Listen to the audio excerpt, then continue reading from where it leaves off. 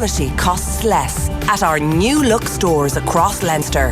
Surprise yourself at deskelly.ie. It'll be cold tonight with a mix of cloud and clear spells and just isolated showers. Lowest temperatures between -2 and +2 degrees with mist, fog and frost. A cool and cloudy day tomorrow with some more showers.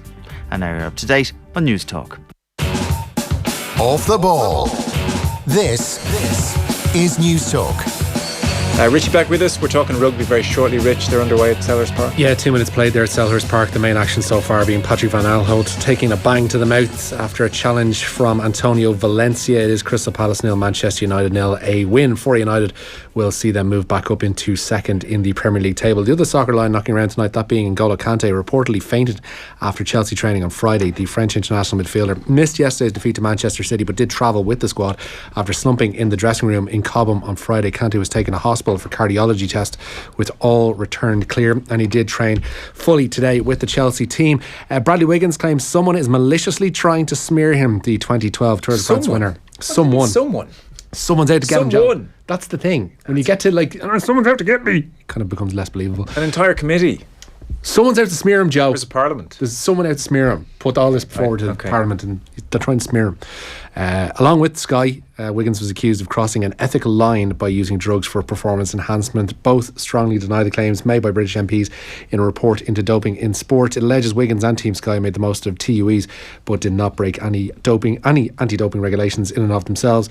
Keith Earls says Ireland must be wary of a Scotland side brimming with confidence. They provide the penultimate roadblock this Saturday between Ireland and a potential Six Nations Grand Slam.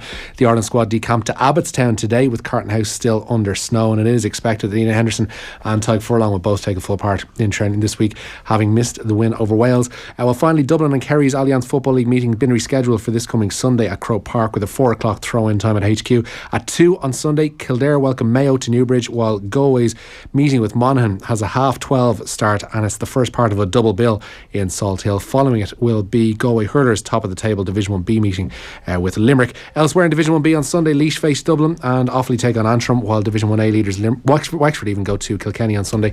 Clare make the trip to Welsh Park for meeting with Waterford, while Tip they'll face Cork at Semple Stadium, and all those Division 1 hurling games have 2:30 starts. The refixed action begins on Saturday evening with the Division 1 football clash with Tyrone and Donegal at Healy Park in Omagh, where there'll be a 7 o'clock start. At the same time, at Kingspan Breffni in Division 2, Cavan will welcome Down. And that's that. Thanks, Rich. Monday Night Rugby on Off the Ball. With Vodafone, official sponsors of the Irish rugby team. We all belong to the team of us. Irish Independence Rory O'Connor is here in the studio. Good evening. Hey, Joe. And Keith Wood, you're there? I am indeed. Did you trek out to Amhersttown, Rory, today?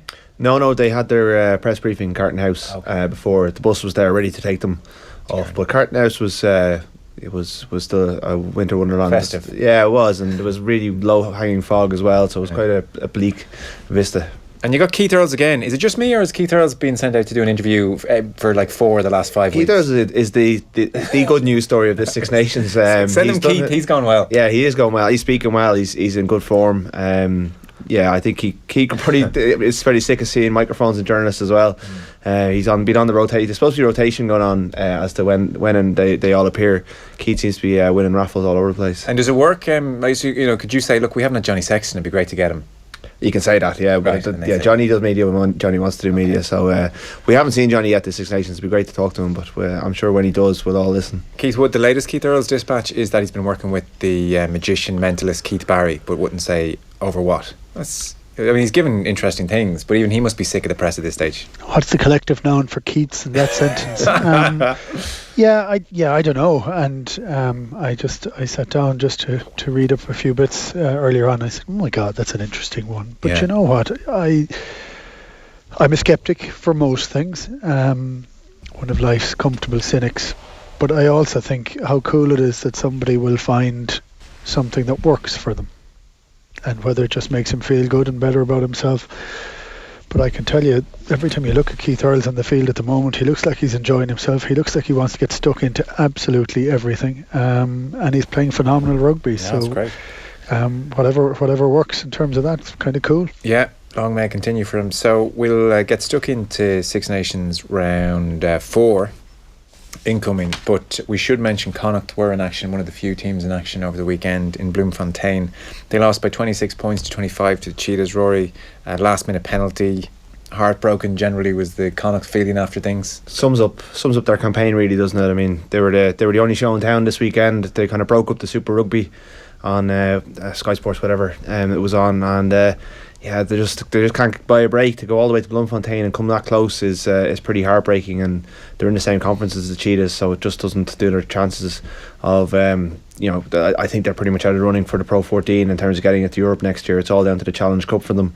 And I think Kieran Keane's first season's going to live or die by whether they can get to Bilbao in that competition. So it's it's been disappointing all round, and this was just the latest chapter in a fairly underwhelming campaign. Is there any particular reason? I can't confess to have seen full Connacht games really, I think, since the Interpros, when they performed very well and you thought, okay, this is far from disastrous at all, but the results aren't quite happening for them. They've had 2 or 3 really good patches when they've picked up their form, and they've done quite well, and they've shown real signs of improvement, and then they just drop off the radar. And I think because they're in the Challenge Cup, they drop out of the public eye a little bit, away from their own fans. They're not on primetime TV. They just, if you think back to 2 years ago when they were the story, and Pat Lam was driving them forward in the media all the time, and there was just good news stories all around. Connacht, just Kieran Keane obviously is not suited to the media. He hasn't been as high profile as Pat. It would be hard to be as high profile as Pat. And there's talk of some disquiet behind the scenes that they've lost players. Bundyaki is used to be there every week. Now he is under player management by the union, so we don't see him that regularly. He's very important to them.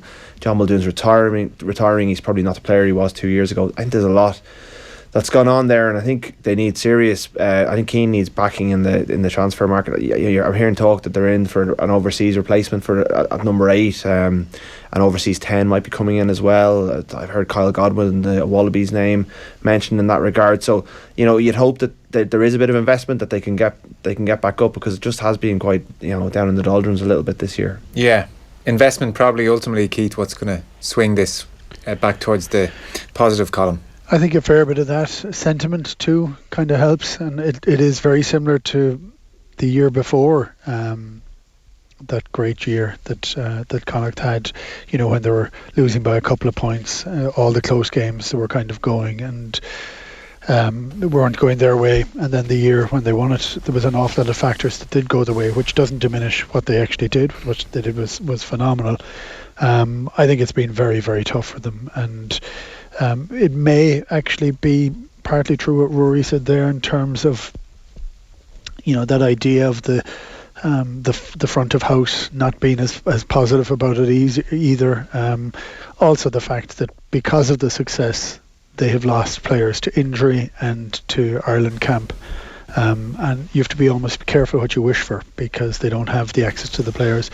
And just one final point for the weekend, and because the presumption is that they'll go down to South Africa and they'll do well and they'll win, and they didn't, and they only just lost. Playing at altitude in Bloemfontein is unbelievably difficult, and they flew down there to go and play that game. That's very tough. And that's like very few of those players would have experienced anything like that in the past, and it takes a lot of getting used to.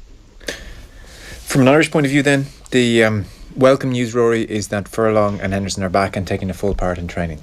Yeah, great news. I mean, to beat Wales and then bring in 2 Lions is very, very positive. They've obviously lost Chris Farrell, but Gary Ringrose is fit and available, and we're expecting him to slot back in. Tomorrow's the big day when it comes to training. If both players take a full part tomorrow, as has been kind of suggested in the release yesterday, then they'll both be coming into the team. I would suspect probably Porter dropping to the bench, and probably Devin Toner, unless he wants to rotate it over the 2 games. But yeah, to bring 2 players of that quality in is it can't be a bad thing.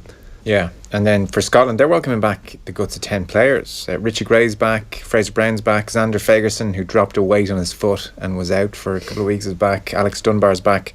They've expanded their squad from 36 to 40. Are they much stronger now, Keith, with those players coming back, or much of a muchness? I think they're stronger, but I don't know that they necessarily get into the team.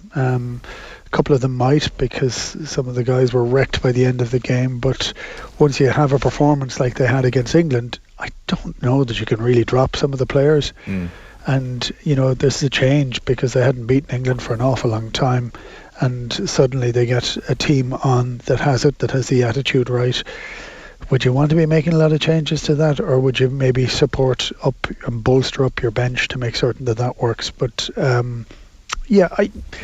I think Scotland are really dangerous, and I know that they've a dreadful away record, and they really have a dreadful record, and we're kind of half caught between we don't want to be complacent and we don't want to be fearful. You know, we're kind of slightly caught between two minds here, but we have to be confident in the performance that Ireland is actually able to go and do.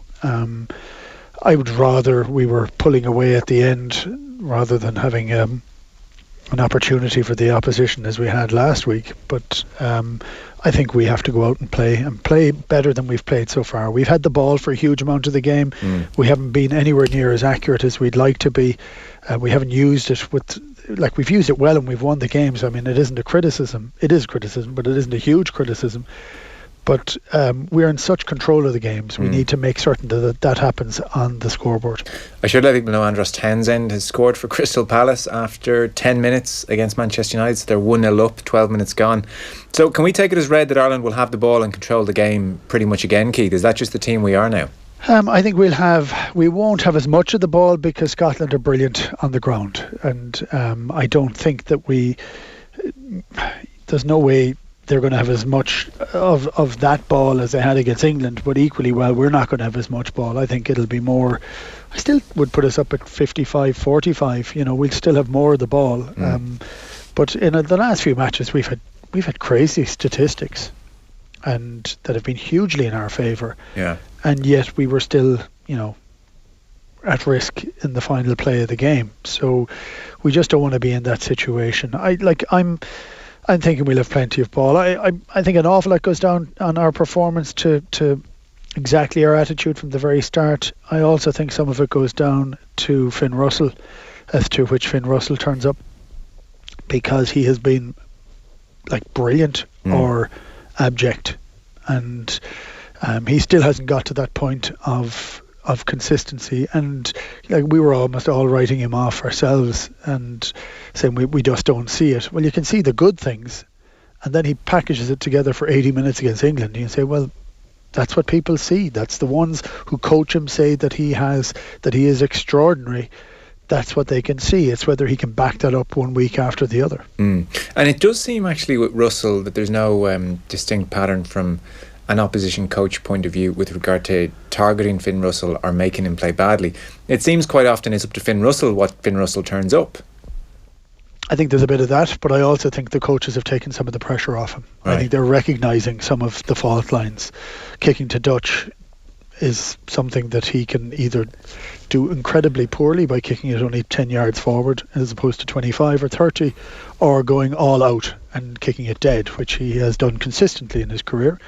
And so they've just taken that skill off him. Don't do that, Larry. We've other things we need you to do. And I think he is as close a guy as a mirror image to his coach as you could kind of see. You know, they say pets begin to look like their owners, but you know, he Gregor, when he started, I mean, he was incredible, but it was very hard to figure out what he was going to do. He seemed to know himself, but he had some really up and down games for a player who is, you know, your pivotal player being a 10. But he matured into a player who understood his own limitations and also understood the sort of ability to see things that other people couldn't see. So yeah, so we're seeing still Finn Russell's still young, you know. Yeah, it's quite interesting. There's a few interesting pieces about the parallels, Rory, between Townsend and Finn Russell today. I mean, Townsend saw this guy playing Division 2 rugby and plucked him, not quite from obscurity, but not far off. It saw the hidden diamond there, and has polished him into something. I mean, as Keith says, it's a bit to and fro, but it is interesting how similar they are as players.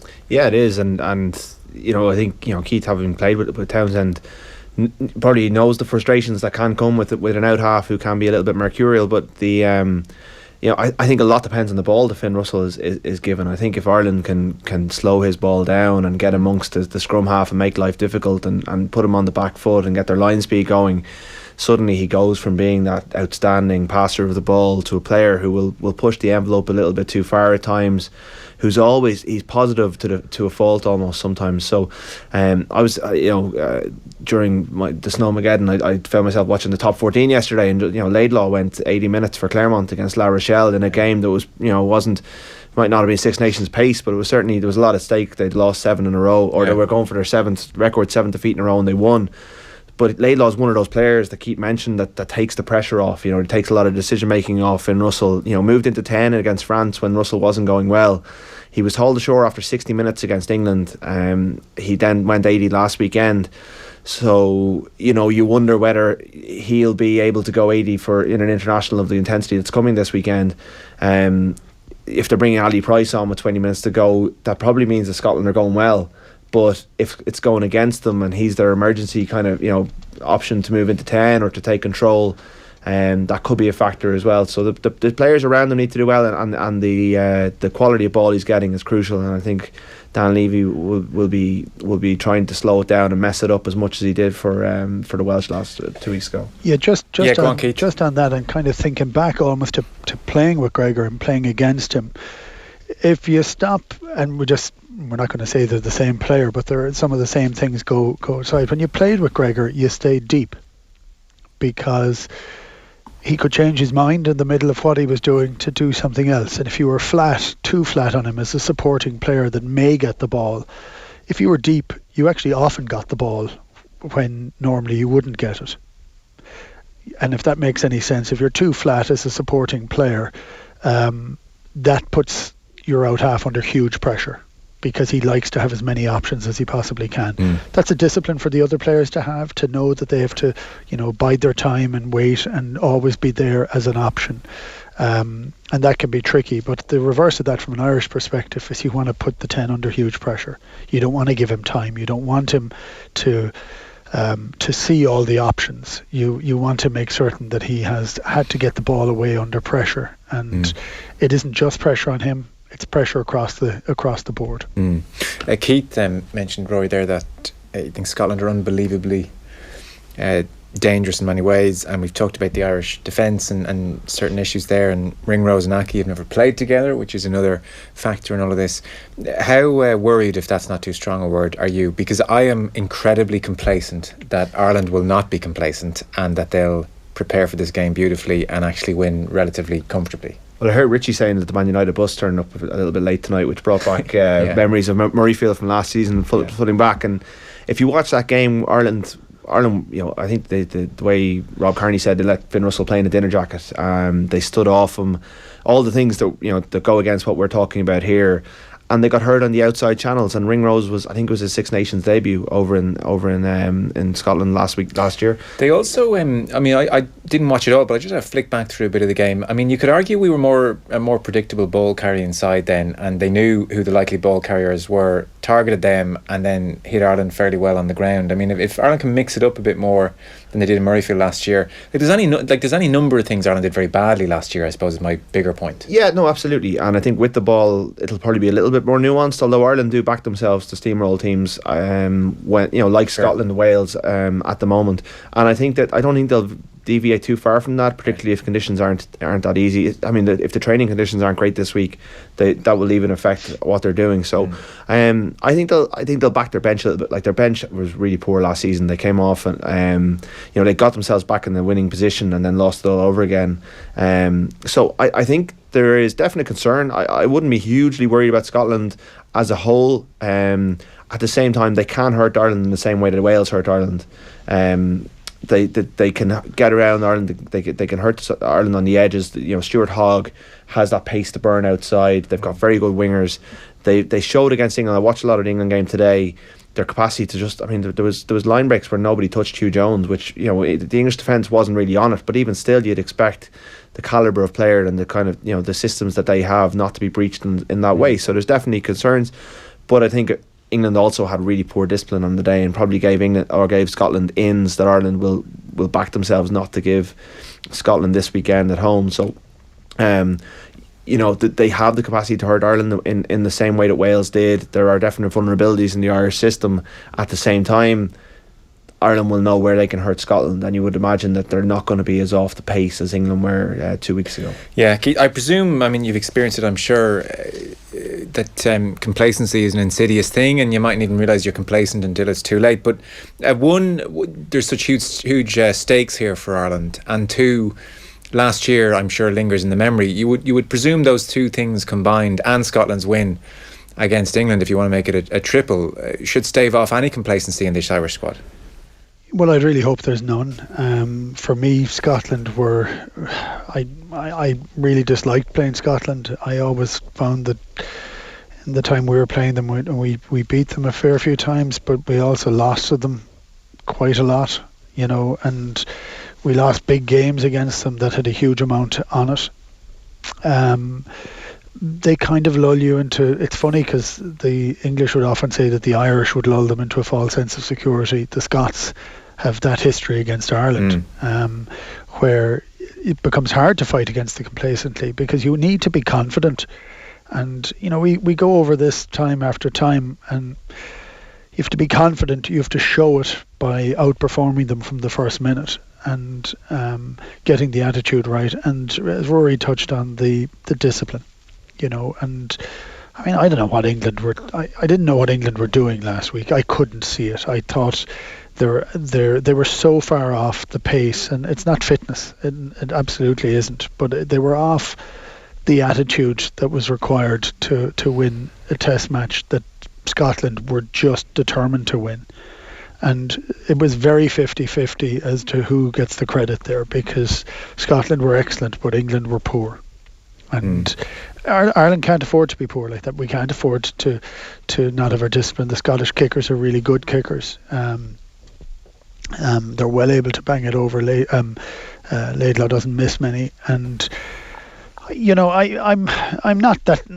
It's funny. I'm kind of fighting myself over it. I'm not that nervous with it. I have an expectation that Ireland will win, and at this stage, I trust that we would win well. It depends on the weather as to how much we'd win by, and I feel that very keenly. And I think Ireland have been, if not the most exciting, and I know we scored 5 tries last week, it hasn't been the most exciting. It's been bloody pragmatic, and it's been good, and it's been winning rugby, and we'll take it.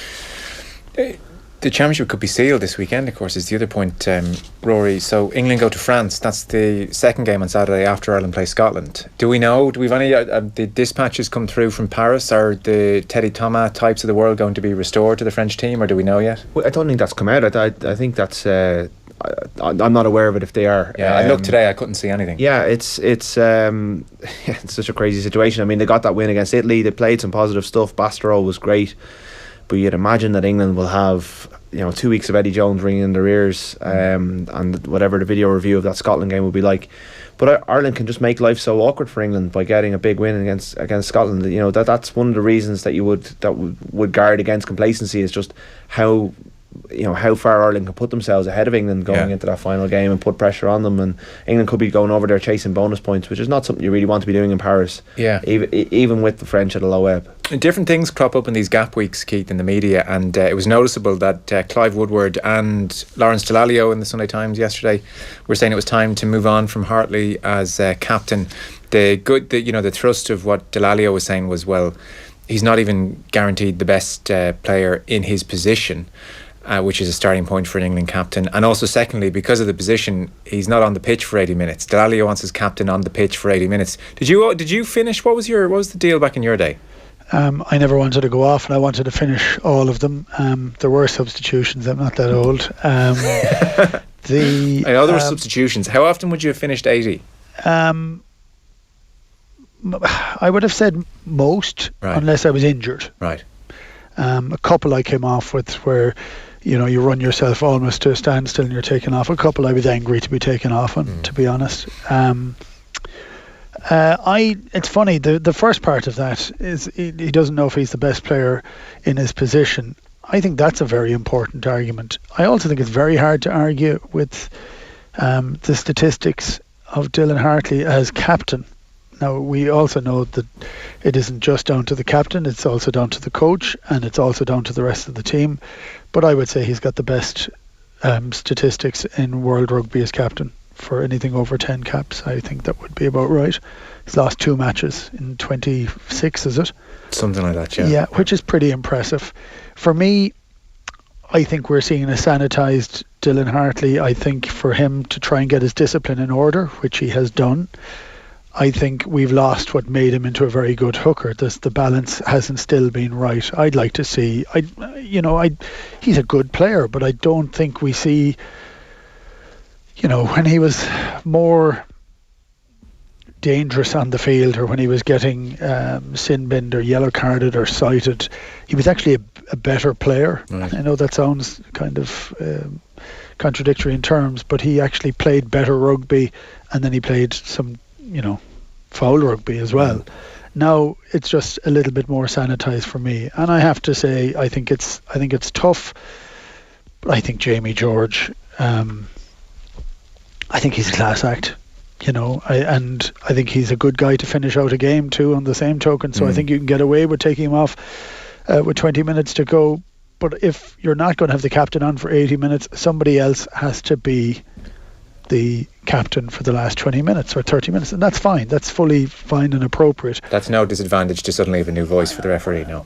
Well, I wouldn't have thought so, but I would have said that last week England seemed to be shy on leadership when they weren't being given any ball. They couldn't get the ball when the referee was penalising them off the park, which he did, rightfully so, I thought, and there just didn't seem to be a whole lot going on there. So it's hard to say as a captain. It's very hard to judge a captain when you're watching, but you can judge it from the results. But I don't know that there needs to be calls for it this week, because they've lost 2 matches out of 26. Yeah. It's an interesting point, Rory, that Keith makes about maybe the more sanitised Hartley not being as good a player. Like, it's one of the great cliches in football. You don't want to take that bit of devil out of him. Yeah. Said about Wayne Rooney for about a decade, or he'll be a worse player. So maybe Hartley is the embodiment of that. Is that something that you'd noticed? Is that a fair comment? I think that's completely fair, and I would think George is a better player. I do think that Jones, when he came in, wanted to, while he's retained a lot of the World Cup squad, Hartley is tainted by a lot of things, but he's not tainted by the 2015 World Cup, and he's probably the most senior player that he could have called on, a captain at Northampton. So he went for him, I think, partly because of that, and he stuck with him through that. And it was interesting just watching that Scotland game again and thinking, God, how many of these guys were actually there in 2015? It's not that different, the team. Stuart Lancaster would certainly say that that experience has helped them, but it's a lot of the players who were scarred by that experience. Itoje will probably be the natural successor over time, but he's actually having a poor season. Stuart Barnes called him out over the weekend on his form. Maybe it's a post lines hangover. He's still very young. Yeah. You'd wonder who. I don't know if Woodward and Delalio suggested who would take over as captain. I can see who will take over as hooker, but I don't see a standout leader in, say, a Peter O'Mahony. If Rory Best goes down, it's quite clear that Peter O'Mahony or Johnny Sexton are the leaders in that team. With England, are you going back to Rob Shaw, or are you looking at Farrell? I think. Yeah, that's a good. Yeah, that's a good call. Yeah, I mean, because he does seem to be that personality. I mean, Paul O'Connell. There's that famous YouTube video of Paul O'Connell on a Lions tour pointing to Farrell as the kind of dominant personality at 21 years old and saying we all need to step up. So he does have that grouchy demeanour you sometimes need. He does, but he also got a bit stuck in that little fracas that was there on the way out before. Oh, yeah. And I thought he'd lost his composure for a period of the game. So you need not to do that. But I would say Farrell and Itoje would be the two standout guys for it. I can't see him doing it in the middle of a Six Nations, and I don't know that he necessarily should, but I think he should be asking for more from his captain. Yeah, okay. And one last point then, because we're kind of out of time. It's a difficult question to ask, given that neither of you know what French team is even going to start. I mean, who knows? But do you both see England going to Paris and winning? I don't think it's a guarantee because of what happened in Murrayfield, but that's where my money will be. Yeah, I think they're a much stronger team and they're bouncing back. Yeah, Keith, hard to predict given all the uncertainty. Very hard to predict, but I think because of the total turnaround that is trying to go on in France, this is the game that's targeted. Okay. This is the big game for them, but I see England winning. Okay, we'll have to leave it there. The other game is obviously Wales-Italy on the Sunday. Rory O'Connor from the Irish Independent, thank you for coming in. Keith Wood, thank you. Still 1-0 to Crystal Palace against Manchester United, 30 minutes on the clock.